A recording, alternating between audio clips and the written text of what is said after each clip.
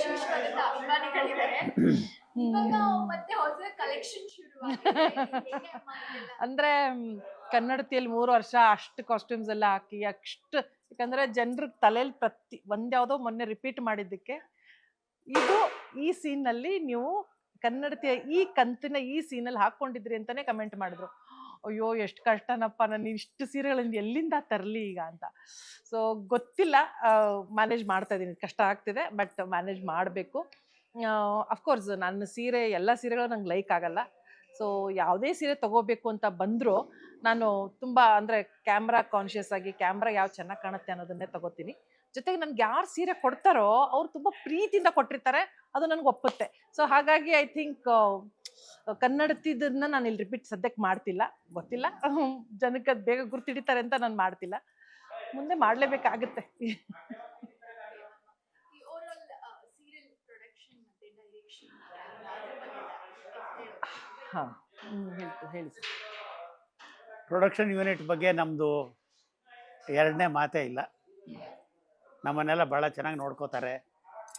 ಊಟ ತಿಂಡಿ ಇರ್ಬೋದು, ಕರ್ಕೊಂಬರೋದು ಕರ್ಕೊಂಡು ಹೋಗೋದು ಇರ್ಬೋದು, ಪೇಮೆಂಟ್ ಬಗ್ಗೆ ಆಗಲಿ, ಒಬ್ಬೊಬ್ಬರನ್ನು ಪರ್ಸನಲಾಗಿ ವಿಚಾರಿಸ್ಕೊಳ್ಳೋದ್ರಲ್ಲಾಗಲಿ, ಕ್ಯಾಮ್ರಾಮನ್ ಇರ್ಬೋದು, ಅಸೋಸಿಯೇಟ್ಗಳಿರ್ಬೋದು, ಡೈರೆಕ್ಟರ್ಗಳಿರ್ಬೋದು, ನಮ್ಗೆ ಇದುವರೆಗೂ ಯಾವುದೇ ರೀತಿ ಸಮಸ್ಯೆ ಬಂದಿಲ್ಲ. ನಾವಾಗಲೇ ಹೇಳ್ದಂಗೆ ಆರ್ಟಿಸ್ಟ್ಗಳ ಜೊತೆ ಇದ್ದಂಗೆ ಅವ್ರ ಜೊತೆನೂ ಇದ್ದೀವಿ. ಪ್ರೊಡಕ್ಷನ್ನವರು ಕೂಡ ನಮ್ಮನ್ನು ಅವ್ರ ಸಂಸಾರದವರು ಅನ್ನೋ ಥರ ನೋಡ್ತಾ ಇದ್ದಾರೆ. ಹಾಗಾಗಿ ನಾವು ಭಾಳ ಸಂತೋಷ ಆಗಿದ್ದೀವಿ ಅಂತ ಧೈರ್ಯವಾಗಿ ಹೇಳ್ಬೋದು. ಈಗ ನಾವು ಶೂಟಿಂಗ್ ಅಂತ ಬಂದರೆ ಒಂದು ದಿನದಲ್ಲಿ ನಾವು 12 ಅವರ್ ಆದರೂ ನಾವು ಇಲ್ಲಿರ್ತೀವಿ. ಇವರೆಲ್ಲರ ಜೊತೆ ಟೈಮ್ ಕಳಿತೀವಿ. ಮನೆಗೆ ಹೋಗೋದು ನಿದ್ದೆ ಮಾಡೋದಷ್ಟೇ. ಅಷ್ಟು ಟೈಮ್ ಇವ್ರ ಜೊತೆ ಕಳೆದಾಗ ಒಬ್ರನ್ನೊಬ್ರು ಅರ್ಥ ಮಾಡ್ಕೋತೀವಿ. ಆಮೇಲೆ ಅವ್ರ ಕೆಲಸಗಳು ಹೇಗೆ ಏನು ಎತ್ತ ಅಂತ ನಾವು ಗಮನ ಹರಿಸ್ತೀವಿ. ಆಮೇಲೆ ಅದೊಂದು ಫ್ಯಾಮಿಲಿ ಅಟ್ಮಾಸ್ಫಿಯರ್ ತಾನಾಗೇ ಬರುತ್ತೆ. ಸೀರಿಯಲ್ಗಳಲ್ಲಿ ಅದೊಂದು ದೊಡ್ಡ ಅಡ್ವಾಂಟೇಜು.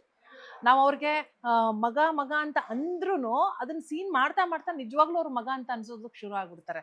ಆಮೇಲೆ ಅಷ್ಟು ಬಿಟ್ಟು ನಮ್ಮ ಟೆಕ್ನಿಷಿಯನ್ಸು ಎಷ್ಟೋ ಜನ ಬಂದು ಅಮ್ಮ ಹಾಗೆ ಅಮ್ಮ ಹೀಗೆ ಅದಂತೆಲ್ಲ ಮಾತಾಡಿದಾಗ ಅವರಲ್ಲೂ ನಮಗೆ ಒಂಥರದ್ದೊಂದು ಬಾಂಧವ್ಯ ಬೆಳೆದ್ಬಿಡುತ್ತೆ. ಸೊ ಇದೆಲ್ಲ ಒಂದು team effort. Definitely it is a team effort.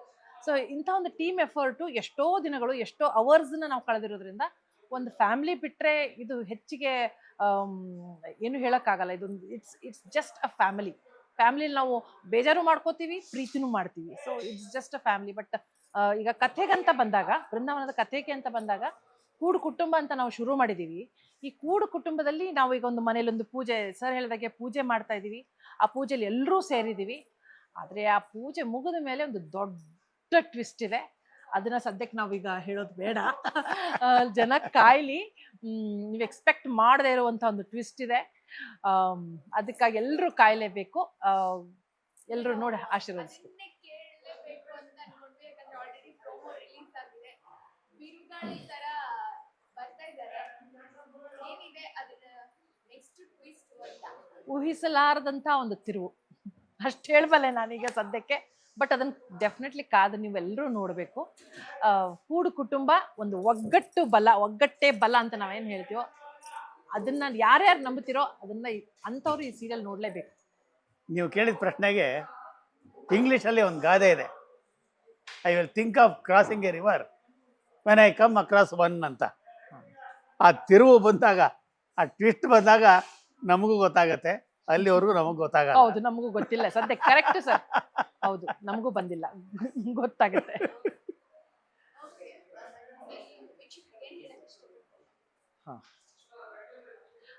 ದಯವಿಟ್ಟು ಪ್ರತಿ ದಿವಸ ಸೋಮವಾರದಿಂದ ಶುಕ್ರವಾರದ ತನಕ ರಾತ್ರಿ 8 ಗಂಟೆಗೆ ಬೇರೆ ಯಾವ ಚಾನಲ್ಗೂ ತಿರುಗಿಸ್ದೇನೆ ನಮ್ಮ ಚಾನಲ್ಲು ನೋಡ್ಕೊಂಡು ನಮ್ಮ ಸೀರಿಯಲ್ ನೋಡಬೇಕು ಅಂತ ನಿಮ್ಮನ್ನು ಕೇಳ್ಕೊತೀವಿ.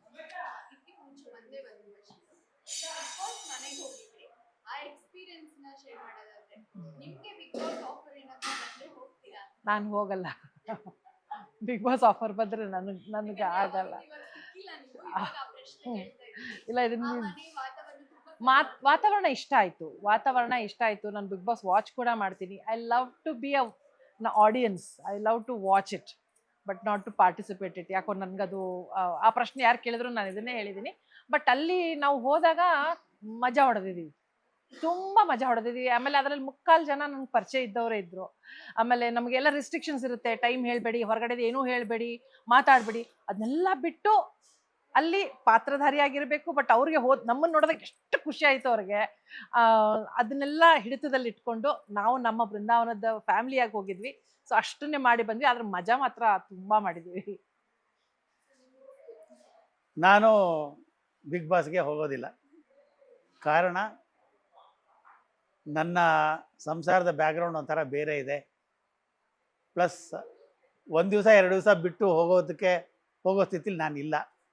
ಹಾಗಾಗಿ ನಾನು ಬಿಗ್ ಬಾಸ್ಗೆ ಹೋಗಲ್ಲ. ನಮಗೆ ನಮ್ಮ ಸೀರಿಯಲ್ಗಳು ಸಾಕು. ಫೈನಲಿ ಹೇಳೋದೇನಂದ್ರೆ, ಕೂಡು ಕುಟುಂಬದಿಂದನೇ ಎಲ್ಲರೂ ಬಂದಿದ್ದೀವಿ. ನಾವಲ್ದಿದ್ರು ನಮ್ಮ ಅಪ್ಪನ ನಮ್ಮ ಅಜ್ಜನೋ ಎಲ್ಲರೂ ಬಂದಿರೋದೇ ಕೂಡು ಕುಟುಂಬಗಳಿಂದ. We are all products of ಕೂಡು ಕುಟುಂಬ. ಸೊ ಈಗೀಗ ನಾವು ಮುಂದೆ ಹೋಗಿದ್ದೀವಿ. ಆದರೂ ಕೂಡ ನಾವು ಯಾವುದಾದೊಂದು ರಜೆ ಅಥವಾ ಹಬ್ಬ ಅಂತ ಏನೋ ಬಂದರೆ ನಮ್ಮೂರಿಗೆ, ನಮ್ಮ ಮನೆಗೆ, ನಮ್ಮ ಅಜ್ಜ ಅಜ್ಜಿ ಮನೆಗೆ, ನಮ್ಮ ತಂದೆ ತಾಯಿ ಮನೆಗೆ ಹೋಗೋಕೆ ಕಾತರಿಸ್ತಾ ಇರ್ತೀವಿ. ಅಂಥ ಒಂದು ಕೂಡು ಕುಟುಂಬನ ನಾವು ನಿಮ್ಮ ಮುಂದೆ ತೊಗೊಂಡು ಬರ್ತೀವಿ ಅಂತ ಮೊದಲಿಂದನೂ ಹೇಳ್ತಾ ಬಂದಿದ್ದೀವಿ. ಅಂಥದ್ದೊಂದು ಕಥೆಗಳನ್ನು ಈಗ ಇಷ್ಟು ದಿವಸ ನಿಮಗೆ ಬರೀ ಪಾತ್ರಗಳ ಪರಿಚಯ ಆಗಿದೆ. ಈಗ ಕಥೆ ಬೇರ್ ಇಳಿಯುತ್ತೆ. ಇನ್ನು ಮೇಲೆ ಬೃಂದಾವನದ ಕಥೆ ಕೆಳಗಿಳಿಯುತ್ತೆ. ಅಂದರೆ ಈ ಕತೆ ಹೇಗೆ ಹೋಗುತ್ತೆ ಅಂದರೆ, ಹೀರೋ ಹೀರೋಯಿನ್ ಜೊತೆಗೆ ಬೇರೆ ಬೇರೆ ಫ್ಯಾಮಿಲೀಸ್ ಏನಿದಾವೆ ಅದರಲ್ಲಿ ಕತೆ ಇಳಿತಾ ಹೋಗುತ್ತೆ. ಆ ಪಾತ್ರಗಳದ್ದು ಒಂದೊಂದು ವೈಶಿಷ್ಟ್ಯತೆ ಇದೆ. ಅದೆಲ್ಲ ನಿಮ್ಮ ಮುಂದೆ ತಗೊಂಡು ಬರ್ತೀವಿ. ಅಲ್ಲಿ ಕೂಡು ಕುಟುಂಬ ಹೇಗೆ ಅದನ್ನ ಸಾಲ್ವ್ ಮಾಡುತ್ತೋ ಅಥವಾ ಅದನ್ನ ಹೇಗೆ ಮುಂದೆ ತಗೊಂಡು ಹೋಗುತ್ತೆ ಅನ್ನೋದನ್ನ ನೀವು ನೋಡ್ಬೇಕು. ನ್ಯೂಸ್ ಫಸ್ಟ್, ನಿರ್ಭೀತಿಯಿಂದ ನಿಮ್ಮ ಪರವಾಗಿ.